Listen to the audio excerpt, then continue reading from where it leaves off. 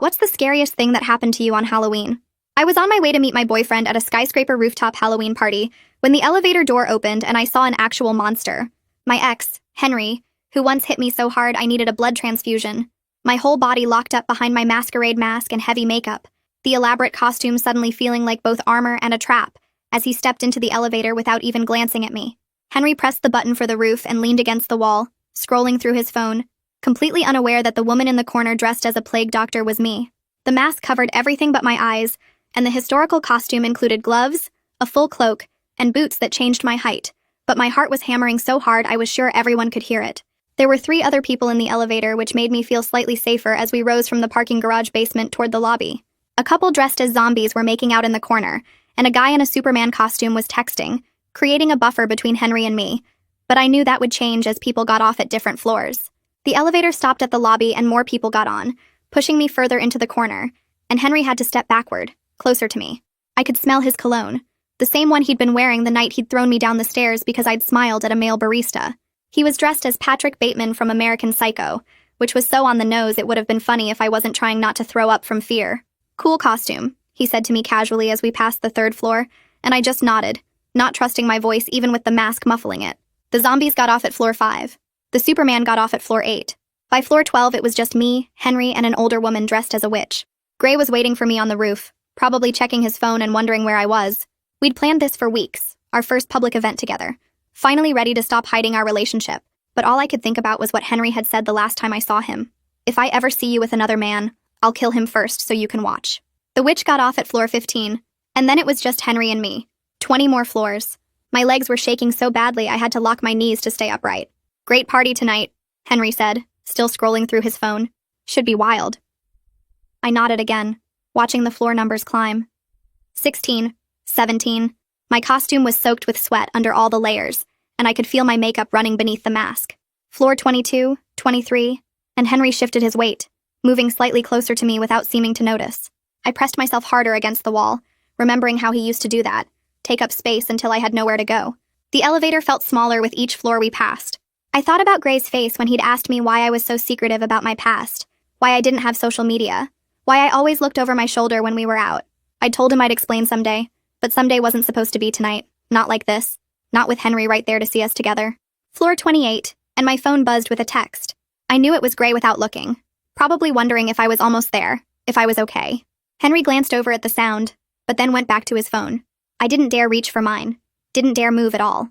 "You know, you're really committed to staying in character," Henry said as we passed floor 30. "Haven't said a word this whole ride?"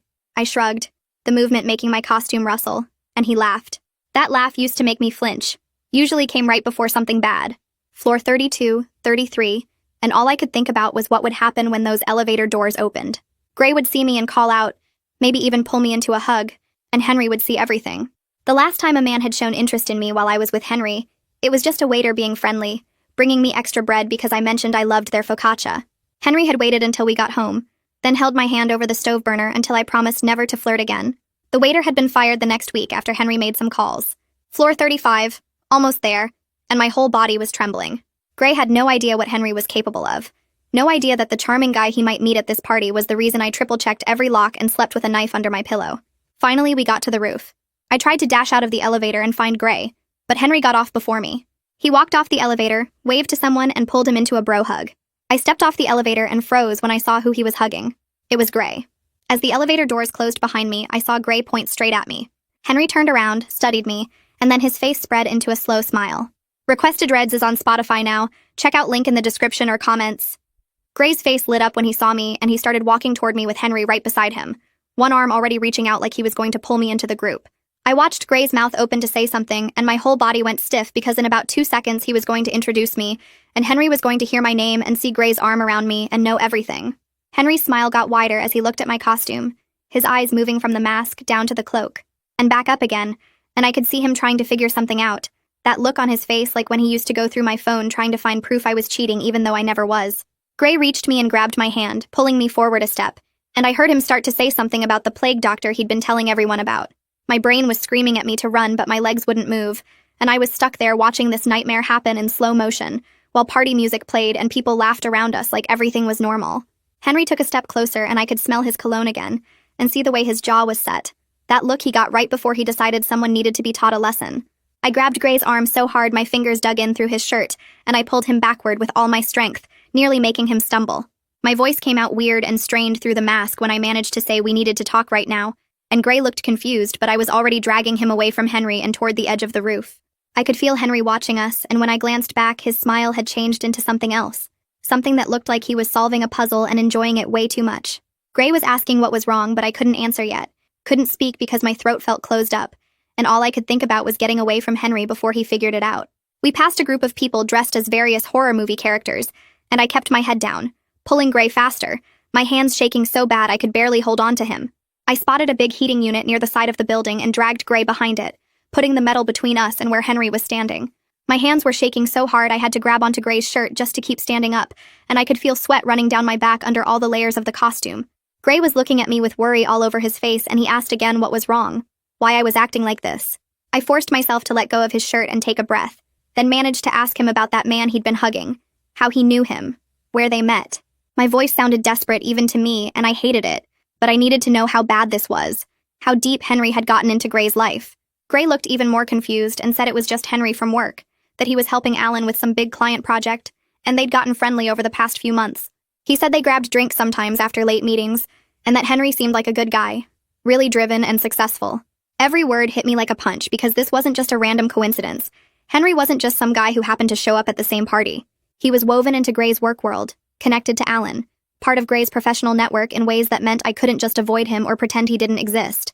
Gray asked why it mattered so much and why I was shaking like I'd seen a ghost, and I realized I had about 30 seconds to decide whether to tell him everything right now or try to get us both out of here first. I told Gray through the mask that we had to leave right now, that I'd explain everything but we needed to go immediately, and he must have seen something in my eyes because he just nodded and started guiding me toward the main elevator. I grabbed his arm again and stopped him, pulling him back because Henry would see us leave together, would watch Gray put his arm around me and walk me out, would put all the pieces together about who I was. Gray looked at me like I was being paranoid, but I could see he was starting to understand that something was really wrong, that this wasn't just me being dramatic or overreacting to running into someone I used to date. I scanned the rooftop and spotted a fire exit sign near what looked like a service entrance on the far side, away from where Henry was standing. I pulled Gray that direction instead, keeping my head down and moving as fast as I could without actually running. A couple dressed as vampires came around a corner and nearly walked right into us, and I flinched so hard that I actually jumped backward into Gray. He tightened his grip on my hand, and I could feel him finally getting it, finally understanding that something was seriously wrong even if he didn't know what yet. We made it to the service entrance, and I pushed through the heavy door into a concrete stairwell, the door closing behind us with a loud clang that echoed down the empty space. I leaned against the cold concrete wall and tried to catch my breath, my whole body shaking and my heart beating so fast it hurt. Gray stood there waiting, looking worried but patient, not pushing me to explain but clearly wanting to know what was happening. I could hear the party music thumping through the walls and people laughing on the other side of the door, all those normal Halloween sounds that felt completely wrong compared to the terror running through my body. My legs felt weak and I had to lock my knees to stay standing, and I could feel my makeup running under the mask from all the sweat. Gray reached out like he was going to touch my shoulder but stopped, maybe sensing that I needed space, that I was barely holding it together. I forced myself to take a few deep breaths and tried to stop shaking enough to actually talk, to explain why we'd just run away from his work friend like he was dangerous. I asked Gray how well he actually knew Henry, whether they were really friends or just work people who were friendly, and I could hear how desperate I sounded. Gray said they were friendly but not super close, mostly just professional stuff, grabbing drinks to talk about the project or whatever. He asked why it mattered so much, why I was shaking like this over some guy from his office. I could see him trying to figure it out, trying to understand why his girlfriend had just dragged him away from a party and was having what looked like a panic attack in a stairwell. Part of me wanted to lie, to make up some excuse about feeling sick, or having a bad history with someone who looked like Henry. But I knew that wouldn't work anymore, not after the way I'd reacted. Gray reached for my mask gently, and I let him lift it just enough to see my face. My makeup was smeared from sweat and probably running down my cheeks in black streaks, and I knew my eyes looked wild and scared. He studied my face for a second, and I watched him try to figure out what could make me this afraid, what could turn me from excited about our first public event together into this shaking mess hiding in a stairwell. He looked concerned and confused, but he didn't recognize the level of panic yet, didn't understand that this wasn't just anxiety or social awkwardness. I forced myself to say the words I'd never wanted to tell him, the truth I'd been hiding since we started dating. I managed to get out that Henry had hurt me really badly, my voice breaking on the last word. I told Gray that Henry was my ex and that he'd put me in the hospital and that he'd threatened to kill anyone I dated after him, and he couldn't know who I was or that we were together. The words came out in a rush, and I watched Gray's face change as he processed what I was saying, watched him go from confused to shocked, to something that looked like anger mixed with disbelief. I kept talking, telling him about the blood transfusion and the stairs and the stove burner, all the things I'd never wanted to say out loud, especially not to Gray, especially not like this in a concrete stairwell while Henry was somewhere above us, probably trying to figure out where we went. Gray's face changed so fast I could see him trying to process everything at once, going from confused to shocked, to something that looked like he wanted to march back upstairs and confront Henry right then. He opened his mouth and I knew what he was about to say, so I grabbed his shirt with both hands and pulled him closer, begging him to listen, to understand that Henry wasn't just some angry ex, but actually dangerous in ways Gray couldn't imagine, that confronting him would only make everything so much worse. Gray's jaw was tight and I could feel how badly he wanted to do something, to fix this somehow. But I kept talking fast and quiet, explaining that Henry had connections and money and a temper that made normal people look calm. We were still standing there with me holding his shirt when I heard footsteps coming down the stairwell from above, heavy boots on concrete that made my whole body go stiff. A man in a security uniform came around the corner and stopped when he saw us, his hand moving toward the radio clipped to his belt like he was getting ready to call for help. He asked if everything was okay, and his eyes went from my face to Gray's to the plague doctor mask I was still holding in one hand, and I knew we looked like something bad had just happened, or was about to happen. Gray jumped in fast and explained that I wasn't feeling well, and we were just leaving, his voice steady and normal, even though I could feel him shaking a little when his arm brushed mine. The security guy studied us for another second, and I tried to look sick instead of terrified, which wasn't hard since I felt like I might throw up anyway.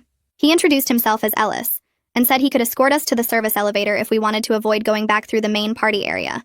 And his voice was kind in a way that made my throat tight, because I was so used to having to handle everything alone. I managed to thank him and he nodded, then started walking and motioned for us to follow. We went through a door I hadn't even noticed before into a back hallway with concrete walls and exposed pipes. Nothing like the fancy lobby areas, just the guts of the building that guests weren't supposed to see. Ellis walked ahead of us and Gray kept his hand on my back. Not pushing. Just there. And I focused on putting one foot in front of the other, instead of thinking about Henry somewhere above us.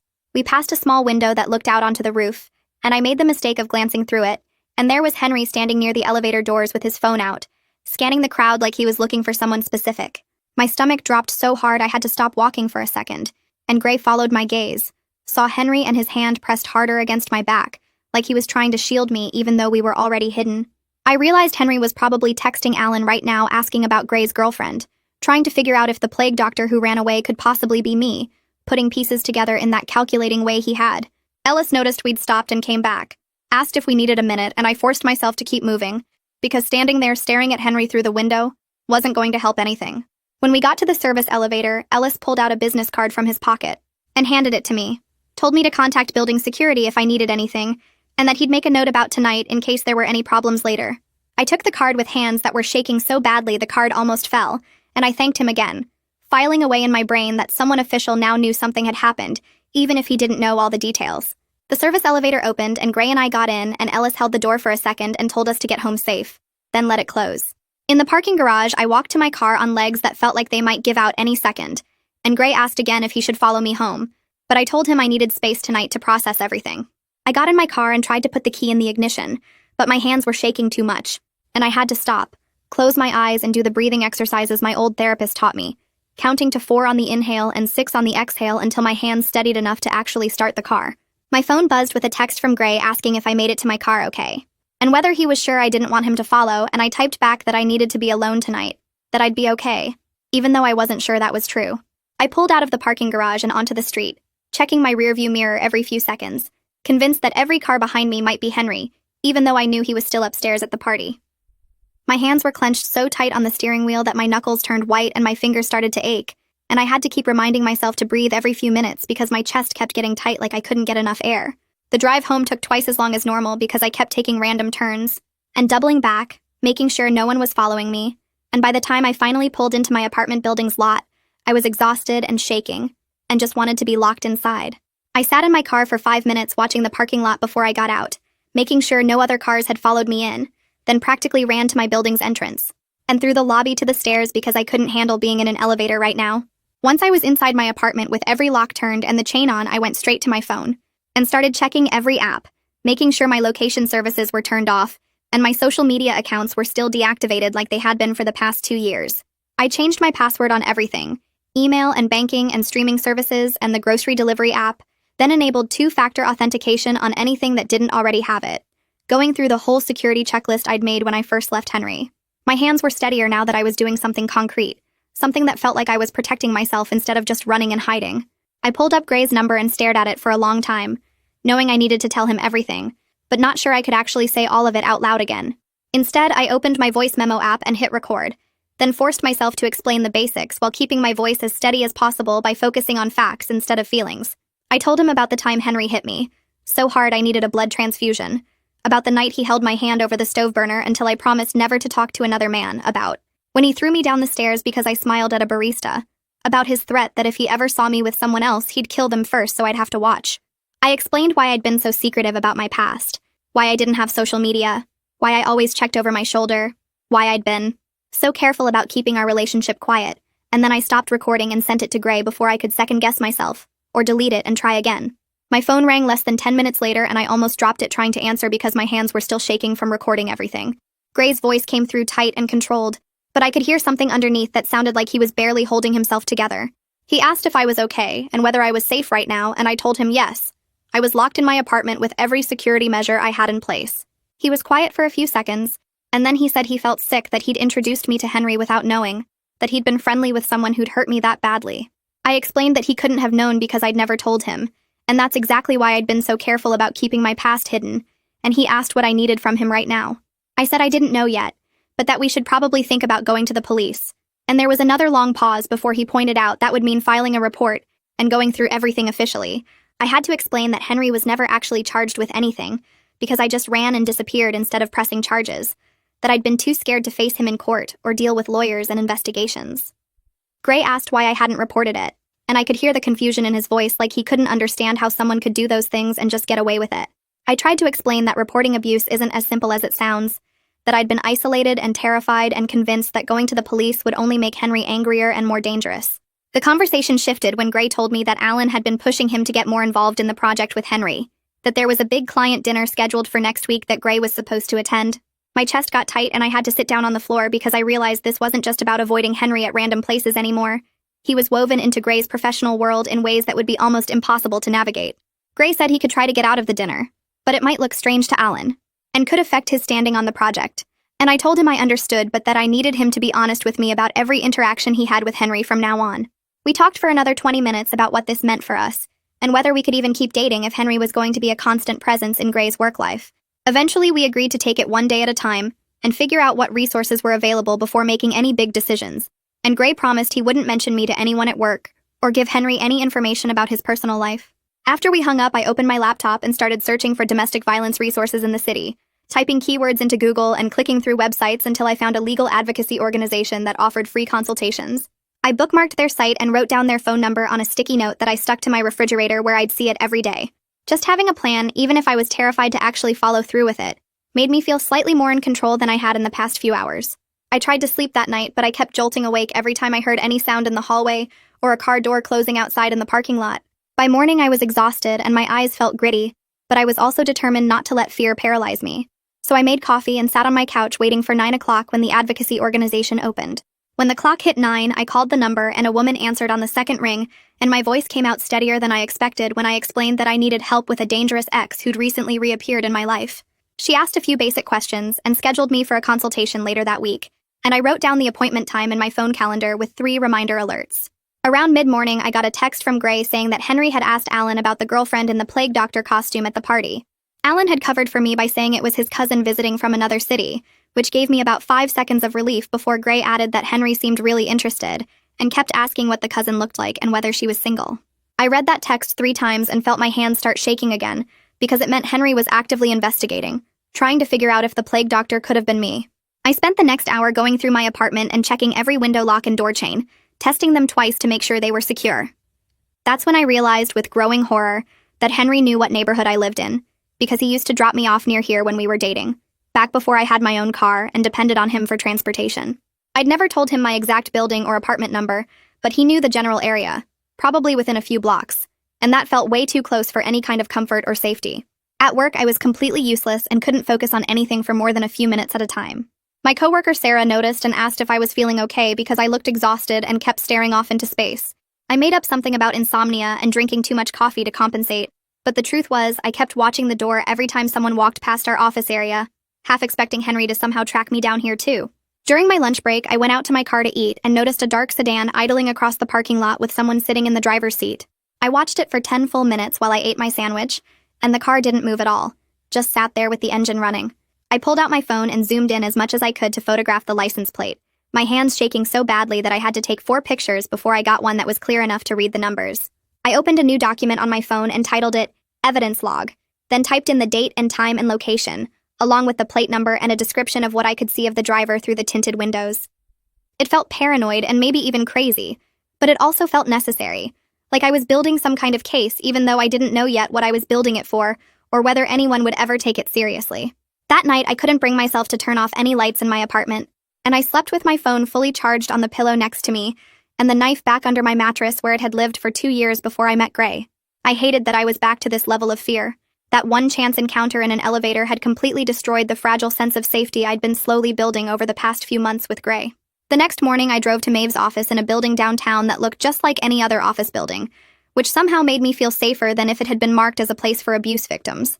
The waiting room had soft chairs and magazines and a water cooler, and when Maeve came out to get me, she was younger than I expected, maybe mid-30s, wearing jeans and a sweater instead of the formal business clothes I'd pictured. She led me to a small office with a window and closed the door, then sat across from me with a notepad, and just waited while I tried to figure out where to start. I ended up starting with Halloween night and the elevator, then went backward to explain why seeing Henry was so bad, and Maeve just listened without interrupting, even when I had to stop and breathe through the parts about the blood transfusion and the stove burner. When I got to the part about Henry's threat to kill any man I dated, Maeve wrote something down, and underlined it twice, and when I finally finished talking, she looked up and said, what I was describing was a clear pattern of domestic violence, and that courts take threats like Henry's very seriously. Hearing her say it like that, so calm and professional, made it feel more real somehow. Like my fear wasn't just paranoia, but an actual danger that other people could see too. Maeve pulled out a thick folder and started walking me through the process of getting a protection order, explaining that I'd need to document everything, and that even the rooftop encounter counted as contact, even though Henry didn't know it was me at the time. She said I should file a police report about the threat and the suspicious car, that even if nothing came of it right away, it would start an official record that could be important later. She wrote down the address of the police station and the name of an officer she knew who was good with these cases, then started going through a safety plan with me, asking about my daily routines and where I felt most vulnerable. We spent over an hour mapping out emergency contacts and escape routes and strategies for documenting any future incidents. And Maeve gave me a folder stuffed with information sheets and phone numbers and instructions for what to do if Henry showed up at my apartment or workplace. When I left her office, I was holding this folder against my chest like it was some kind of shield. And for the first time since the elevator, I felt like I was doing something active, instead of just hiding and hoping Henry wouldn't find me. I drove straight to the police station from Maeve's office, not letting myself think too much about it because I knew if I went home first, I'd lose my nerve. The station was busy with people filing reports and officers walking around, and I had to wait 20 minutes before someone could see me, sitting in a hard plastic chair and watching the clock and trying not to second-guess myself. Finally, a woman in uniform called my name and introduced herself as Officer Kaylee McLean, and she took me to a small private room with just a table and 2 chairs and a box of tissues on the table. I asked to file a report for stalking and threats from an ex-partner, and Officer Kaylee pulled out a form and started asking questions in this really calm, professional way that made it easier to answer. She wanted specific dates and times and details, asking whether I had any evidence or documentation of the threats, and I showed her my phone with the photo of the license plate from the parking lot and explained about the rooftop encounter on Halloween. Officer Kaylee wrote everything down carefully, her pen moving steadily across the form, and when I mentioned Henry's threat about killing any man I dated, she stopped and looked up at me and asked me to repeat that exact wording. I did, and she wrote it down word for word, then asked if anyone else had heard him make that threat, and I had to admit it was just the 2 of us in his apartment when he said it. She was honest that without proof Henry was actually in that rental car, or that he knew where I lived now, there wasn't much they could do immediately. But she gave me her direct number written on the back of her card and told me to call if anything else happened. Anything at all, even if it seemed small. She also said she'd keep the report on file and that if Henry did anything else, having this documentation would make it easier to take action quickly. That evening, Gray called while I was making dinner. Or trying to make dinner, but mostly just staring at the pasta water waiting for it to boil. He sounded different, more worried than usual, and he told me that Alan had mentioned Henry was asking around the office about Gray's personal life, specifically whether he was seeing anyone seriously. Alan had apparently shut it down and changed the subject, But Gray said he could tell Henry was really interested, kept trying to bring it back to the topic of Gray's girlfriend. I asked what exactly Henry had said, and Gray told me Henry had asked if Gray was serious about anyone, what she was like, whether Alan had met her, just these casual-sounding questions that felt completely invasive when you knew the context. I could hear in Gray's voice that he was finally understanding this wasn't just about my past trauma, but about current danger, that Henry was actively investigating and trying to figure out who I was. I asked Gray if he was willing to completely avoid Henry at work, to skip the client dinner next week and any other events where they might interact, and there was this long pause on the other end of the line. I could almost hear him thinking through what that would mean for his career, how it would look to Alan, and their boss if he suddenly backed out of a major project. But then he said yes, that my safety was more important than any project or client relationship. The relief I felt hearing him say that was huge, but I also felt guilty because I knew what it might cost him professionally. The next day, I met with my building manager in the security office, a small room filled with monitors showing different angles of the parking garage and lobby. I showed him the photo on my phone of the license plate and asked if we could check the footage from that day. And he pulled it up, and we scrolled through hours of grainy video until we found a partial view of the same car sitting in the corner of the garage for over an hour.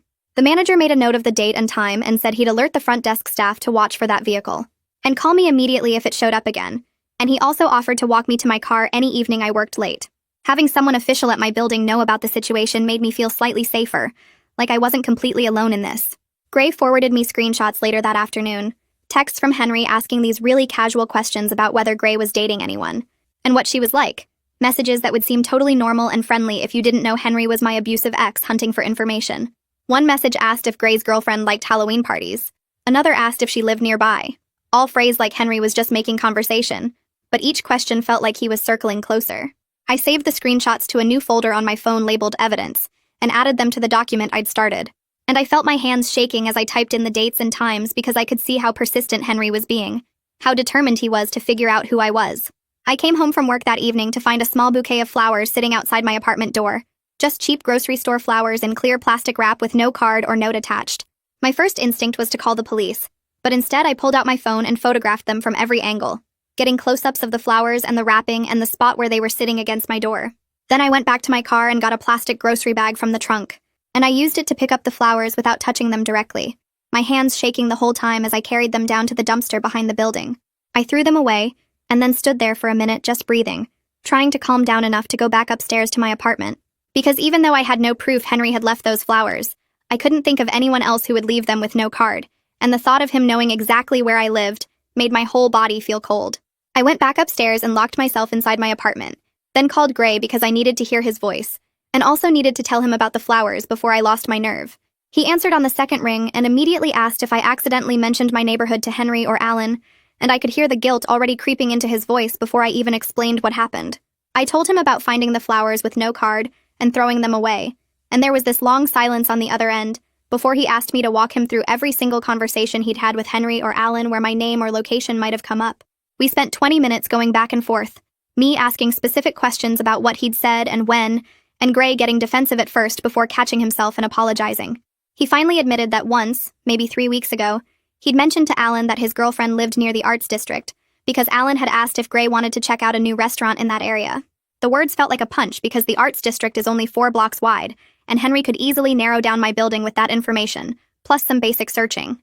I asked Gray to think harder about whether he'd mentioned anything else, any other details that could help Henry find me, and Gray kept apologizing and saying he didn't think it mattered at the time because he didn't know Henry was dangerous. I told Gray I needed to pack a bag and stay somewhere else for a few days, that I didn't feel safe in my apartment anymore, knowing Henry might know the general area. Gray offered to let me stay with him, but I explained that was too obvious, that if Henry was tracking me, he'd definitely look there, so I needed to go somewhere Henry wouldn't think to check. I called my friend Reese while I was throwing clothes and toiletries into my gym bag, and she answered with loud music in the background before stepping outside to hear me better.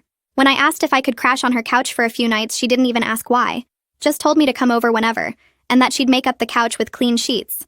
Reese lives across town in a building that has actual security with cameras and a front desk person at night, and the distance from my neighborhood felt safer, even though I knew Henry could find me anywhere if he really wanted to.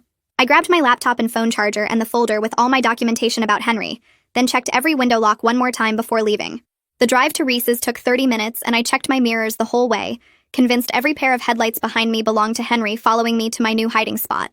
Reese buzzed me up at 9 p.m. and pulled me inside her apartment without asking questions, just pointed to the couch already made up with blankets and pillows, and told me to get comfortable.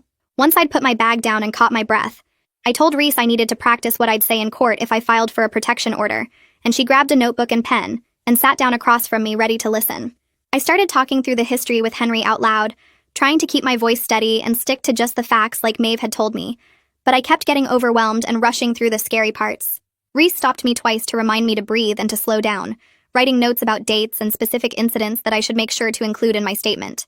We spent over an hour going through everything while Reese organized my thoughts on paper, creating an outline that started with the abuse history and ended with the flowers showing up at my door.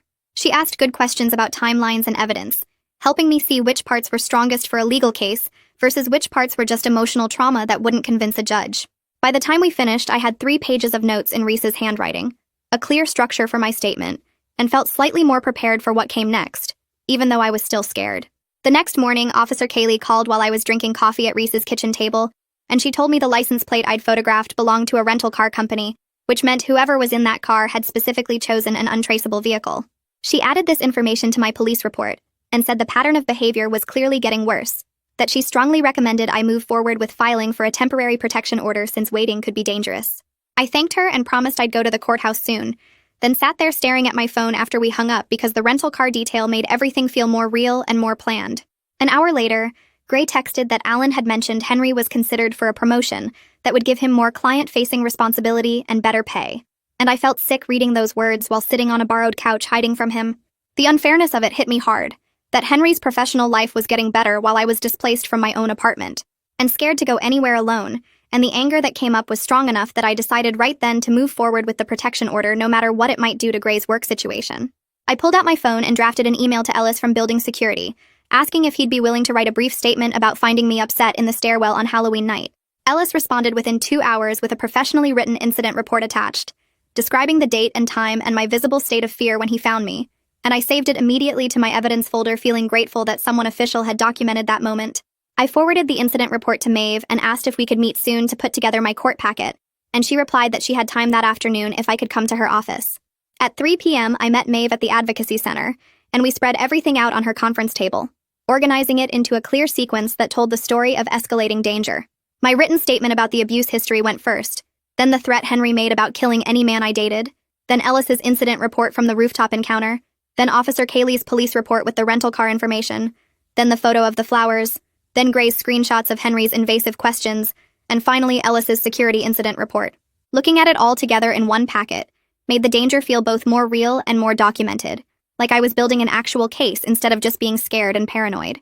Maeve helped me write a cover letter explaining why I needed the protection order and what specific restrictions I was requesting, and she reminded me that judges took threats of violence very seriously, especially when there was a documented history of abuse.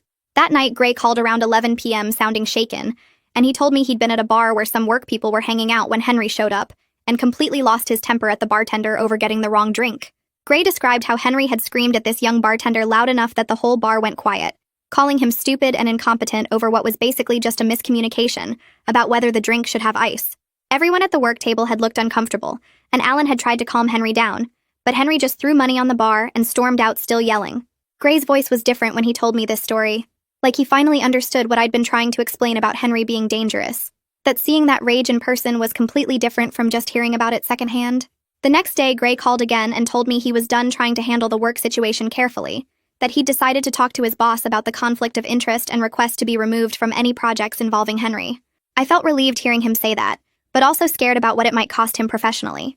So I made him promise that if it came down to choosing between his career and my safety, he had to choose his career because I couldn't carry the guilt of ruining his job. Gray got quiet for a minute before saying my safety was more important than any project or promotion, and that he'd already made up his mind.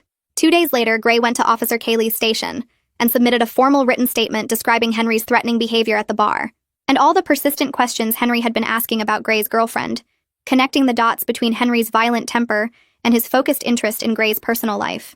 Officer Kaylee called me that afternoon to tell me she'd added Gray's statement to my case file, and that it strengthened my petition a lot, having a third-party witness describe Henry's rage and his pattern of trying to get information about me.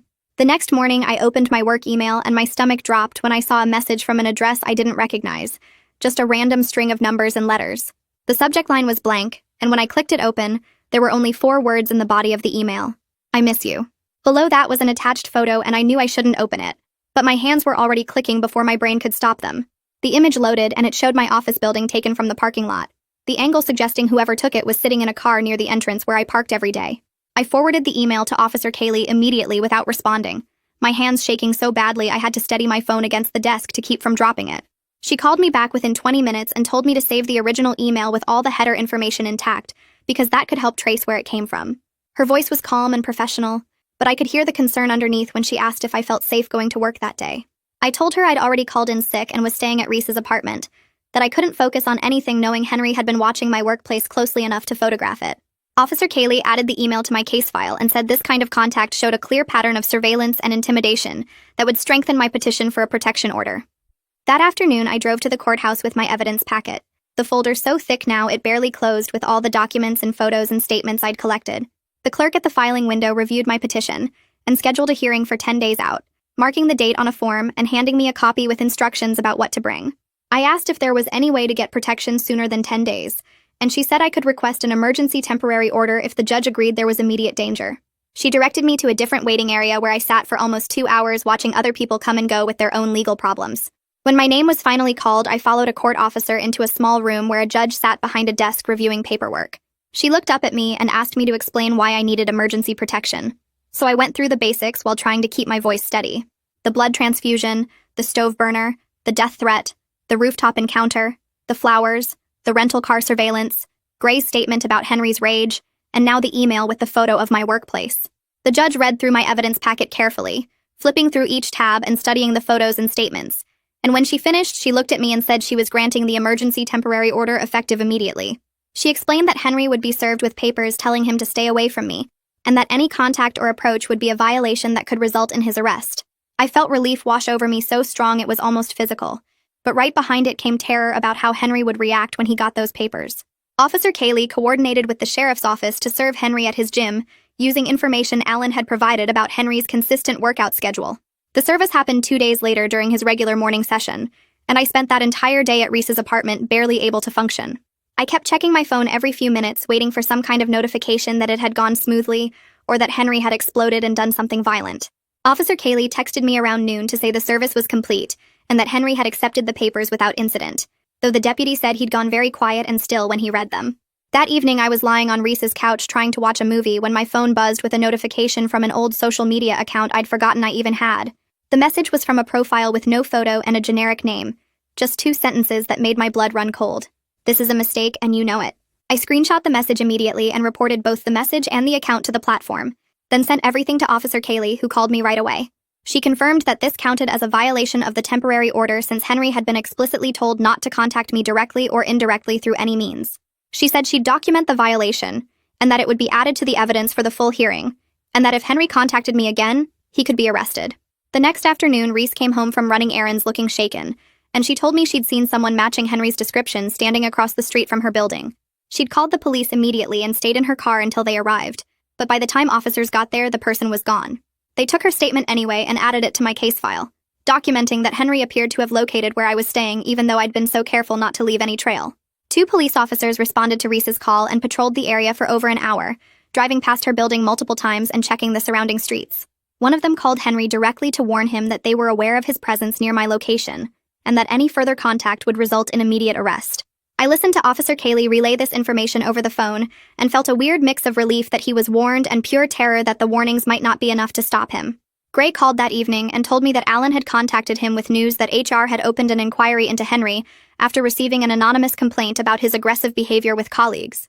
Gray suspected the bartender from the incident had filed the complaint after witnessing Henry's explosion over the wrong drink. Alan mentioned that Henry had been pulled from all client-facing meetings while the investigation was pending, which meant the professional consequences were finally starting to catch up with him in ways that might actually matter. The next day, Gray posted something on Instagram about domestic violence awareness that didn't mention any names, but made his stance completely clear. He blocked Henry on every platform and told Alan he was no longer willing to work on any projects that involved Henry in any capacity. I felt moved by this visible show of support, even though I knew it might cost him professionally, that taking such a public position could create problems with colleagues who worked with Henry. 3 days before the hearing, Maeve and I met at a coffee shop to prepare my testimony, sitting in a back corner where we could talk privately. She coached me on staying calm and factual when describing the abuse, reminding me that the judge needed to hear specific incidents with dates and details rather than general statements about being scared. We practiced answering questions the judge might ask, and she walked me through what the hearing would look like, who would be in the room, what order things would happen. She reminded me to bring tissues because it was okay to cry, that showing emotion didn't make my case weaker, but actually made it more honest and real.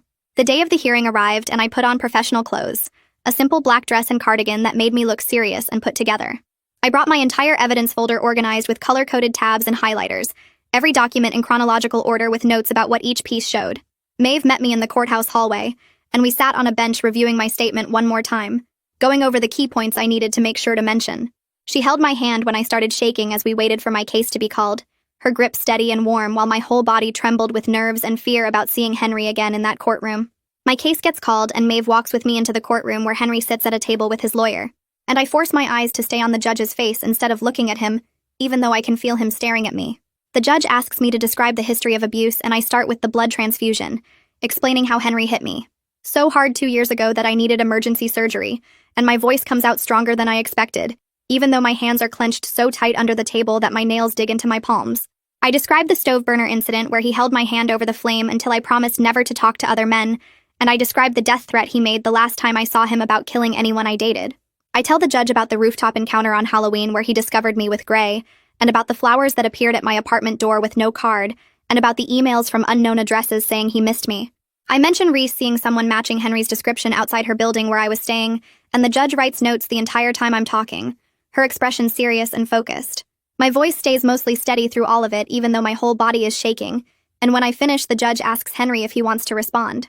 His lawyer stands up and starts talking about misunderstandings and coincidences, suggesting that the rooftop encounter was just an awkward social situation, and that the flowers could have been from anyone.